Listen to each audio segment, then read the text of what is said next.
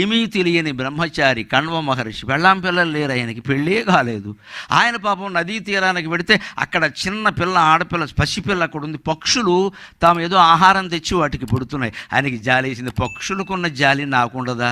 నేను బ్రహ్మచారిని, ఈ పిల్లని పెంచగలనా లేదా అన్న ఆలోచన లేకుండా ఆడపిల్ల పెంపకాన్ని నెత్తి మీద వేసుకున్నాడమ్మా కణ్వ మహర్షి. జాతికి ఆదర్శం, జాతికి ఆదర్శం. ఆ పిల్లను కూడా ఎలా పెంచాడంటే అంటీ ముట్టనట్టుగా, తామరాకు మీద నీటి బొట్లాగా. ఆ పిల్ల హక్కుల్ని హరించలేదు, బుద్ధి చెప్పే ప్రయత్నం చేశాడు. తేడా వస్తే నీ దారి నువ్వు చూసుకోమ్మా, నిర్ణయం తీసుకున్నావు కదా. కణ్వ మహర్షి ఆ పిల్ల కనపడగానే లేని బాధ్యత తీసుకుని ఆ చిన్న పిల్లని ఇంటికి తెచ్చి ఆయన పేరు పెట్టాడు. ఎంత అందమైన పేరు పెట్టాడు. పక్షులు ఆ పిల్లని లాలిస్తున్నాయి కదా. శకుంతేభ్యక లాలిత ఇది శకుంతల అని. శకుంతం అంటే పక్షి. ఖగే విహంగ విహగ విహంగమ విహాయసాగ శకుంతి పక్షి శకుని శకుంత శకున ద్విజా.